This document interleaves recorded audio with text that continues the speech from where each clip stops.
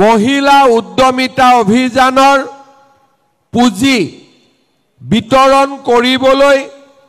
আমি ইয়াতে সমবেত হৈছো। ৰঙিয়াৰ 32,787 গৰাকী আইমাতৃয়ে আজি মুখ্যমন্ত্ৰী মহিলা উদ্যমিতা অভিযানৰ 10,000 টকাকৈ প্ৰথম কিস্তিৰ চেক লাভ কৰিব। 30,665 গৰাকী গাঁৱৰ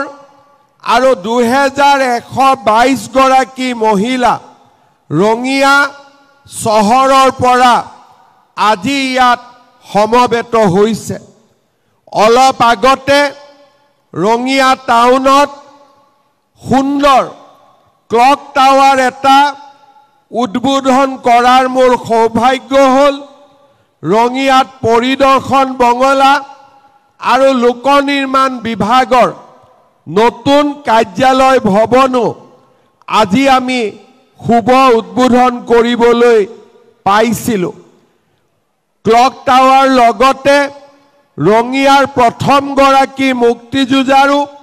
শান্তিৰাম লহকৰ ডাঙৰীয়াৰো এটা সুন্দৰ প্ৰতিমূৰ্তি আজি আমি উদ্বোধন কৰাৰ গৌৰৱ অনুভৱ কৰিছিলোঁ। মই পুনৰ এবাৰ প্ৰয়াত শান্তিৰাম লহকৰ ডাঙৰীয়াৰ প্ৰতি আমি আমাৰ শ্ৰদ্ধাঞ্জলি নিবেদন কৰিছোঁ। শ্ৰদ্ধাৰ আইমাতৃসকল, আপোনালোকৰ মনত আছে লোকসভা নিৰ্বাচনৰ আগতে আমি লাখপতি বাইদেউ মহিলা উদ্যমিতা অভিযানৰ প্ৰপত্ৰ আপোনালোকক বিতৰণ কৰিছিলোঁ। এই লাখপতি বাইদেউ মানে কি? মহিলা উদ্যমিতা অভিযান কি? এই আঁচনিখনৰ বিষয়ে যদি আমি নুবুজো বা এই আঁচনিখনৰ বিষয়ে আমি যদি নাজানো, ভৱিষ্যতে এই আঁচনিখনৰ সুবিধাৰ পৰা আমি বঞ্চিত হ'ম। সেইকাৰণে আমি এটা এটাকৈ সমষ্টিত এই আঁচনি বিতৰণ কৰিছোঁ। প্ৰত্যেকখন মিটিঙতে আইমাতৃসকলক আঁচনিখনৰ বিষয়ে বুজাইছোঁ, যাতে পৰৱৰ্তী সময়তো এই আঁচনিখনৰ পৰা আপোনালোকে সুবিধা লাভ কৰি থাকিব পাৰে। অলপ আগতে আমি আপোনালোকক এখন সৰু ডকুমেণ্টৰী দেখুৱাইছিলোঁ। এই ডকুমেণ্টৰীখনত প্ৰধানমন্ত্ৰী নৰেন্দ্ৰ মোদী ডাঙৰীয়াই উল্লেখ কৰিছিলে যে মই ভাৰতৰ 3 কোটি মহিলাক লাখপতি বাইদেউ বনাব খোজো। এই ভাষণ তেখেতে ক'ত দিছিলে? আমাৰ অসমৰ মাটিতে দিছিলে, যোৰহাটত তেখেতে এই ভাষণটো প্ৰদান কৰিছিলে। মোদী ডাঙৰীয়াই মোক কৈছিলে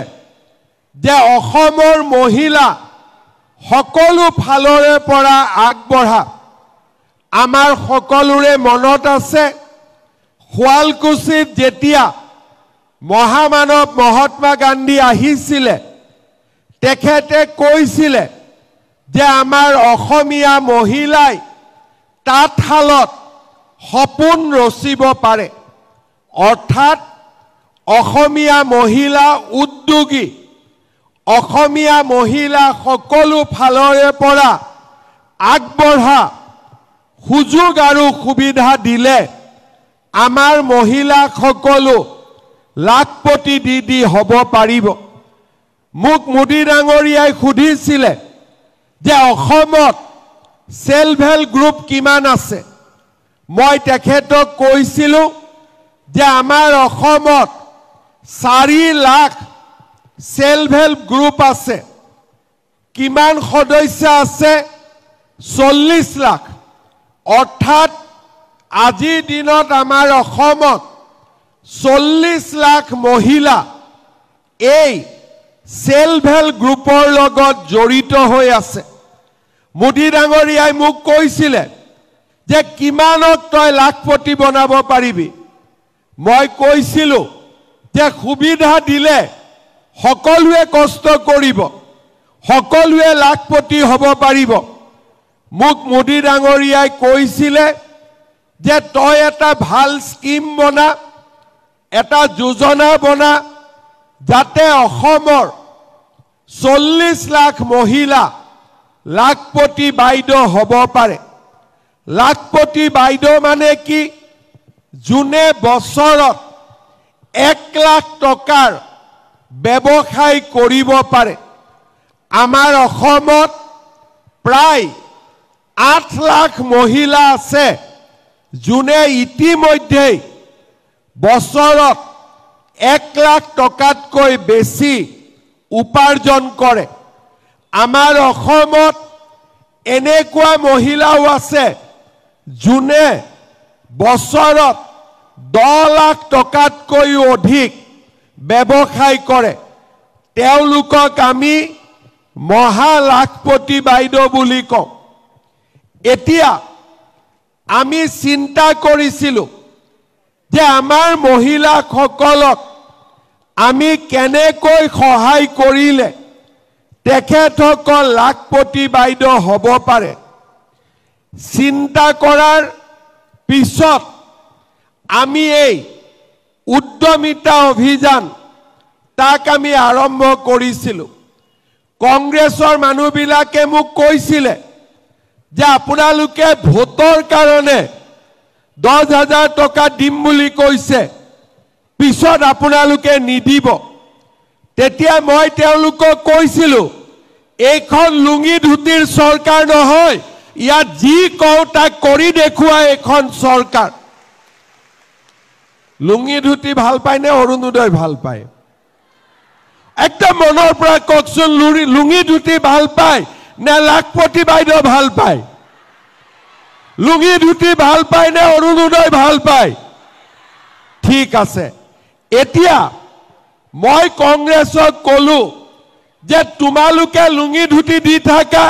মই অৰুণোদয় দি থাকিম তোমালোকৰ ৰাস্তা সোঁফালে মোৰ ৰাস্তা বাওঁফালে মই মোৰ মতে গৈ থাকিম আজি আমি অসমৰ 41টা সমষ্টিত মহিলা উদ্যমিতা অভিযানৰ পুঁজি বিতৰণ কৰিলো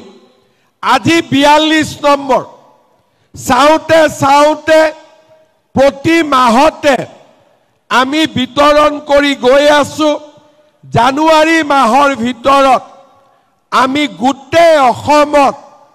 32 লাখ মহিলাক আমি উদ্যমিতা অভিযানৰ আঁচনি টকা প্ৰদান কৰিম কিন্তু 10,000 টকাটো শেষ লক্ষ্য নহয় এইটো মেট্ৰিক পৰীক্ষাহে মেট্ৰিকৰ পিছত হায়াৰ সেকেন্ডাৰী পিছত কলেজ তাৰ মানে এই 10,000 টকাটো আমি এনেকে ব্যৱহাৰ কৰিব লাগিব যাতে পৰৱৰ্তী দিনত আমি চৰকাৰৰ পৰা আৰু টকা পাব পাৰো এই 10,000 টকাটো আমি কেনেকে ব্যৱহাৰ কৰিম আজিতো 10,000 টকা পাম বেংকত চেকখন দিলো চেক ভাঙিলো আৰু মোবাইল এটা কিনি ললো কোনে কোনে মোবাইল কিনিব হাত ডাঙক কোনে কোনে মোবাইল নিকিনে হাত ডাঙক বঢ়িয়া তো বাবা নিকিনা মোবাইল তোৰতো ধুনীয়া মোবাইল আছে দে এটা মুখ ফটো মাৰ দে মোবাইলটোলে এটা ফটো মাৰ ধুনীয়া এতিয়া এই 10,000 টকাটো লৈ আমি কি কৰিম যদি আমি বুজি পাওঁ আমি পিছলৈ আৰু সুবিধা পাম এই 10,000 টকা আমি 1 নম্বৰ নিজৰ গ্ৰুপটোত জমা দিলো 1 লাখ টকা হল গ্ৰুপৰ ব্যৱসায় কৰিলো লোন ললো আৰু বেংকেও 1 লাখ টকা দেখিলে আমাক বেংকেও আৰু লোন দিব এইটো হল 1 নম্বৰ 2 নম্বৰ বুলে মই গ্ৰুপত নিদিও আমি গ্ৰুপৰ ব্যৱসায় কৰি আছো গ্ৰুপত ৰিভলভিং ফান্ড আছে বেংকৰ পৰাও লোন আছে গটিকে গ্ৰুপত আমি এই টকাটো নিদিও কোনো কথা নাই তেতিয়া হলে আমি টকাটো কি কৰিম আমি নিজে কিবা এটা ব্যৱসায় খুলিব লাগিব কুকুৰা পুহিলো গাহৰি পুহিলো হাঁহ পুহিলো ছাগলী পুহিলো গাই গৰু এজনী কিনিলো বা আমি সৰু খুৰা দোকান আচাৰ বনালো কৰবাত আমি খেতিত লগালো কোনো আপত্তি নাই 10,000 টকাটো আপোনালোকে নিজৰ মতে এটা ভাল কামত খৰচ কৰক তৃতীয় বুলে মই নিজেও কৰিব ভাল পোৱা নাই মোৰ ইমান সাহস নাই বা মই গোটটো দিব নোখোজো তেতিয়া কি কৰিম মোৰ ঘৰৰ মালিকৰ কিবা এটা ব্যৱসায় আছে খেতি কৰে দোকান দিয়ে ৰিক্সা চলাই ঠেলা চলাই চাহৰ দোকান আছে যি আছে তাতো যদি আপোনালোকে 10,000 টকাটো দি দিয়ে ঘৰৰ টকা ঘৰৰ কামতে ব্যৱহাৰ হ'ব তিনিটা ৰাস্তা মই দিলো 1 নম্বৰ গোটত দিয়ক 2 নম্বৰ নিজে কিবা এটা কৰক 3 নম্বৰ মালিকৰ ব্যৱসায়ত টকাটো দি দিয়ক যাতে ব্যৱসায়টো ভাল হয়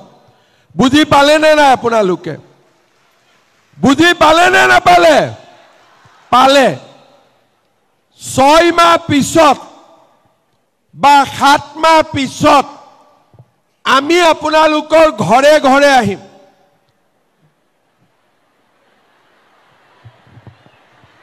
চাহ নোখোৱালেও হ'ব মই আহিলেতো সিধা ভাতে খাই দিম আৰু চাহৰ কথা নাই কোনে কোনে ভাত খাব মাতিব মোক কক ভাত কোনে কোনে খুৱাব বাপ ৰে 100 বছৰ মান জীয়াই থাকিব লাগিব ৰঙিয়াত সবৰ ঘৰে ঘৰে ভাত খাবৰ কাৰণে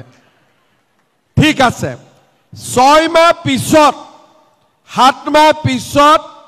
আমি আপোনালোকক ঘৰে ঘৰে এখন ফৰ্ম দিম যে টকাটো ক'ত খৰচ কৰিলে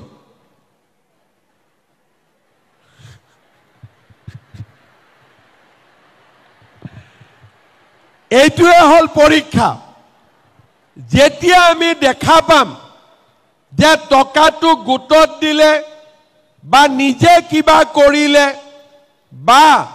ঘৰৰ ব্যৱসায়ত দিলে এনেকে ৰঙিয়াত আৰু এখন মিটিং হ'ব বেংক টেং নাই মই সিধা আৰু 25,000 টকা আপোনালোকক দি দিম হ'ব এতিয়া ঘৰত কিয় গৈছো বুজি পালে কথাটো কাৰণ মেট্ৰিকৰ পৰা হায়াৰ সেকেন্ডাৰী পাই গল এতিয়া 25,000 টকা যোৱাৰ পিছত আমি আৰু এবাৰ খবৰ লম যে এই 25,000 টকাটো ক'ত খৰচ কৰিলে তৃতীয় বছৰ আমি আপোনালোকক আকৌ এনেকে মিটিং পাতি 50,000 টকাকৈ আমি আপোনালোকক দিম কিমান হল 10,000 25,000 50,000 85,000 টকা চৰকাৰৰ পৰা আপোনালোকে পাব কিন্তু যোনে আজি টকা পালো ঘৰত কলে এই দোকানত ধাৰ আছে ধাৰ মাৰ হি ফেল বোলে নহয় বিহু আহি আছে এখন ভাল কাপোৰ কানি কিনো লৰাটোকো দিম ছোৱালীকো দিম পৰীক্ষাত ফেল এতিয়া কোনে কোনে পৰীক্ষাত পাছ কৰিব হাত দাঙক সক কিন্তু অহাবাৰ মই যেতিয়া 25,000 দিব আহিম সকলো মহিলা ইয়াতে জমা হ'ব লাগিব ফেল কোনেও কৰিব নোৱাৰিব হ'ব নে নহব হ'ব আজি সকলোৱে এটা সংকল্প লওক যে আমি ইয়াতে 31,000 মহিলা আছো আৰু আমি কোনেও পৰীক্ষাত ফেল নকৰো মামাই 25,000 দিবই লাগিব অহাবাৰ হ'ব পাৰিব নে নাই একদম পাৰিব লাগিব আৰু কামটো ইমান টান নহয় মই অলপ আগতে খুদিছিলো যে ৰঙিয়াত লাখপতি বাইদেউ আছে নে নাই মোক কলে যে আমাৰ ইয়াৰ নমিতা কলিতা ৰঙিয়া উন্নয়ন খণ্ডৰ আকাশী গংগা CLF বাইদেৱে ৰেষ্টুৰেণ্ট খুলিছে প্ৰতি মাহত 12,000 টকাকৈ বছৰত 1.40 লাখ টকা উপাৰ্জন কৰিছে ববিতা চৌধুৰী মহিয়সী CLF নাৰ্সাৰী খুলিছে শাক পাচলি ফুল ফল আৰু ফুলৰ ব্যৱসায় কৰি মাহত 15,000 কৈ 1,80,000 টকাকৈ ব্যৱসায় কৰে আমাৰ ৰঙিয়াৰে মহিলা যদি ৰঙিয়াৰ দুগৰাকীয়ে পাৰে 20 গৰাকীয়ে কিয় নোৱাৰিব 20 গৰাকীয়ে পাৰিলে 20,000 কিয় নোৱাৰিব এগৰাকীয়ে যদি কৰিব পাৰে আমি সকলোৱে কৰিব পাৰিম অহা বছৰ যেতিয়া আমাৰ মিটিং হ'ব এগৰাকী মহিলাও কমিব নালাগে চৰকাৰৰ কষ্ট হ'ব এইবাৰ মোক লাগিছে 3,500 কোটি টকা অহাবাৰ মোক লাগিব 10,000 কোটি 25,000 কৈ দিলে তথাপিতো মোৰ সাহস আছে যে মই টকাখিনি যোগাৰ কৰিব পাৰিম আৰু আপোনালোকক 25,000 টকা দিবৰ কাৰণে আমি ইয়াতে আকৌ আহি অহা বছৰ উপস্থিত হ'ম খালি আপোনালোকে পাৰিব লাগিব মোৰ ওপৰত বিশ্বাস আছে নে নাই বলাহেকৈ কলে বিশ্বাস আছে নে নাই মোৰ ওপৰত গতিকে আপোনালোকক মই দেখুৱা ধৰণে আপোনালোকে কাম কেইটা কৰক অহাবাৰ আমি 25,000 আৰু 50,000 আমি আপোনালোকক সৰ্বমুঠ 85,000 টকা আমি আপোনালোকক দিম মোৰ ওপৰতো বিশ্বাস আছে বুলি কলে বিজেপিক ভোট দিব নে নিদিব অলপ জোৰে কক বিজেপিক ভোট দিব নে নিদিব দিব এতিয়া মই 2-3টা আৰু ভাল কথা কওঁ অৰুণোদয় কোনে কোনে পাই আছে হাত দাঙক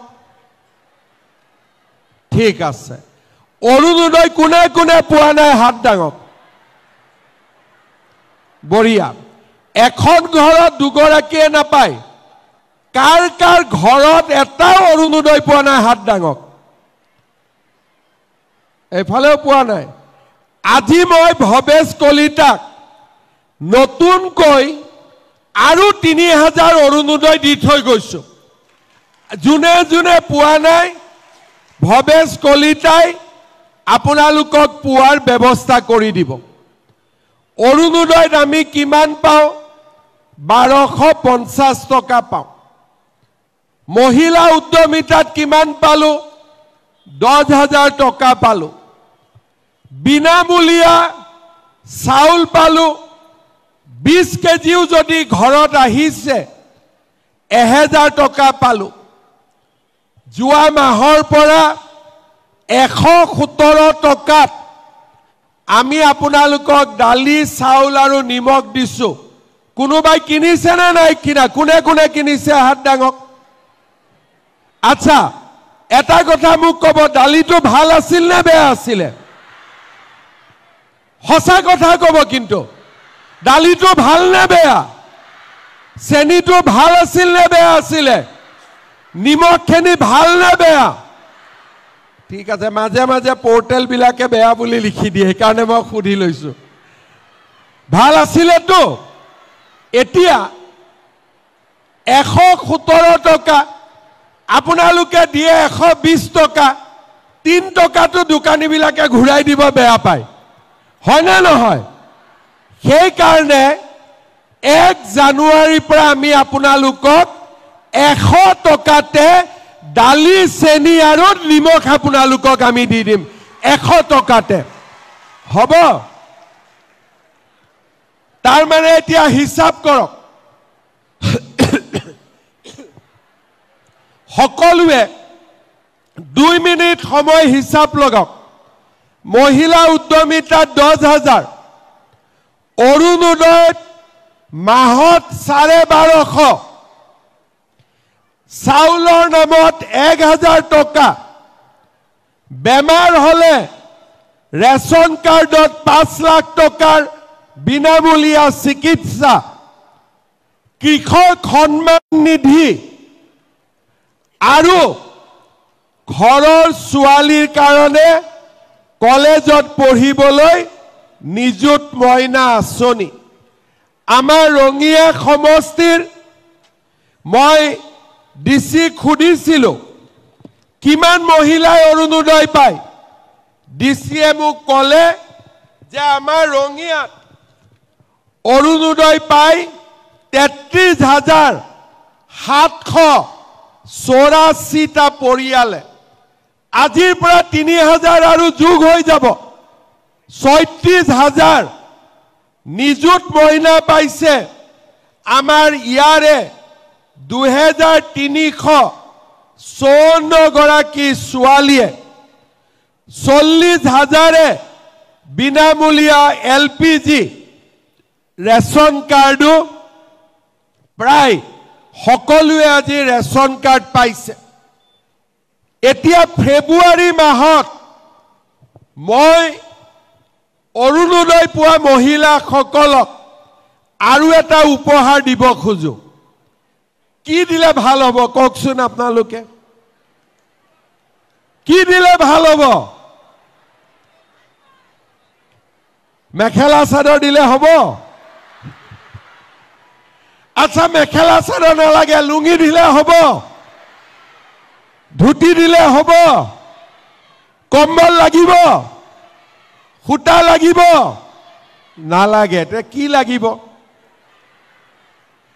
ঠিক আছে আপোনালোকে চিন্তা কৰক আৰু মই আপোনালোকৰ পৰা খবৰ লম ফেব্ৰুৱাৰী মাহত আপোনালোকক মই অৰুণোদয় পোৱা মহিলাসকলক এটা ডাঙৰ উপহাৰ দিম সৰু নহব কিমান এটো মই চিন্তা কৰি আছো যে এটা ডাঙৰ উপহাৰ এটা দিব লাগিব আজি মই নকওঁ ফেব্ৰুৱাৰী মাহত আপোনালোকক কম যে আমি আৰু এটা আপোনালোকক ডাঙৰ উপহাৰ এটা দিব গৈ আছো আজি আপোনালোকে মোক কক একদম মনৰ পৰা কক এই বিজেপি চৰকাৰে যিমান দুখীয়া আৰু মধ্যবিত্তৰ কাৰণে কাম কৰিছিলে আগৰ চৰকাৰ বিলাকে দিছিল নেকি এনেকে সুবিধা সকলোৱে মনৰ পৰা কক আগতে বিনা পইচাত চাকৰি পাইছিল নেকি কোনবা লৰা ছোৱালীয়ে পাইছিল নেকি নাই পোৱা আজি বিজেপি চৰকাৰ নৰেন্দ্ৰ মোদীৰ চৰকাৰ আমি সকলোৱে লগ লাগি আজি আমি দৰিদ্ৰ আৰু মধ্যবিত্ত সমাজখনৰ কাৰণে কাম কৰিছো। এই 5 বছৰত যিমান পাৰো আমি কাম কৰিছো। যেতিয়া মই ইলেকশ্যনত কৈছিলো যে 1 লাখ ল'ৰা ছোৱালীক বিনা পইচাত চাকৰি দিম, মোক সবে হাঁহিছিলে। আজি 1 লাখ নহয়, 1.5 লাখ ল'ৰা ছোৱালীয়ে চাকৰি পালে। 1 পইচা আমি কাৰোৰ পৰা লোৱা নাই, কোনেও 1 টকা দিবলগীয়া হোৱা নাই। আজি দুখীয়া ঘৰৰ ল'ৰা ছোৱালীয়ে চাকৰি পাইছে। আজি ছোৱালীক পঢ়াবৰ কাৰণে কোনো চিন্তা নাই, আমি ব্যৱস্থা কৰি দিছো। এতিয়া মোৰ মনটো ভাল লাগিছে, ল'ৰাবিলাকে কৈ আছে আমাকো বাবু আঁচনি এটা দি দিয়ক। কোনো আপত্তি নাই, লাগে কোনো আপত্তি নাই। পঢ়িবৰ কাৰণে খুজিলে দিয়াত কোনো আপত্তি নাই, কিন্তু পঢ়িব লাগিব। আজি মই এটাই বিচাৰিছো যে পঢ়া শুনা কৰি আমাৰ সমাজখন আগবাঢ়ি যাওক। আৰু আজি সুন্দৰভাৱে আমি আগবাঢ়ি গৈছো। আজি ইয়াত 30,000 মহিলা, কোনবাই আগত ভাবিছিল নেকি যে 30,000 আজি 10,000কৈ টকা পাব? কংগ্ৰেছৰ দিনত এনেকে মিটিং হ'ব, ট্ৰাকত খুটাৰ লেটা লৈ আহিব, ওপৰৰ পৰা দলিয়াই থাকিব, যাৰ ভাগ্যত পৰে যদি পৰিলে, যাৰ পৰা নাই যদি পৰা নাই। কোনবাই লৈ ঘৰত যায়, কোনবাই নোলোৱাকৈ দুখত ঘৰত যায়। ঘৰৰ মানুহজনেও জুকাই গৈছিলি না খুটা আনিব, কি পালি? সেইকাৰণে আজি মোদীজীয়ে কি কৰিলে যে বেংক একাউণ্ট খুলি দিলে, ডাইৰেক্টলি বেংক একাউণ্টত গৈ সোমাই গ'ল। ছেপ্টেম্বৰত অৰুণোদয় পোৱা নাছিলো। পুৰুষ মানুহবিলাকে মোক সোধে মামা অৰুণোদয় কেতিয়া পাব? মই বোলো পুৰুষৰ কি কাম অৰুণোদয়? মই সুধিলো আপুনি অৰুণোদয় খবৰ লৈ থাকে নেকি? বোলে নহয় নহয়, এনেই সুধিছো। তেতিয়া মই গম পালো যে অৰুণোদয়টো খালি টকা নহয়, টকা নহয়, ই মহিলাগৰাকীৰ ঘৰত সন্মানো বৃদ্ধি কৰিছে, হয়নে নহয়? 8 তাৰিখে ঘৰৰ মানুহজনে কয় ঐ অৰুণোদয় সোমাল নে নাই? সোধে না নাই? তাৰ মানে অৰুণোদয়টো টকা নহয়, ঘৰত অৰুণোদয়ে মহিলাৰ সন্মান বৃদ্ধি কৰিছে। আজি ৰাতিপুৱা ঘৰত আপোনালোকে চাহ কাপোৰ বনাই অহা নাই, কিন্তু আপত্তি কৰা নাই, কাৰণ ঘৰৰ মানুহেও জানে যে মহিলাগৰাকীক চৰকাৰে লাখপতি বাইদেউ বনাব খুজিছে। আজি অসমত মহিলাসকলৰ এটা জাগৰণৰ সৃষ্টি হৈছে। আৰু মই মহিলাসকলক বুজাইছো যে আমি আৰু আগবাঢ়ি যাম, কিন্তু ঘৰৰ ছোৱালীক কম বয়সত বিয়া দিব নালাগে, 3-4টাতকৈ ঘৰত বেছি বাচ্চা হ'ব নালাগে। এই বাইদেউসকলে হাঁহি আছে মোক।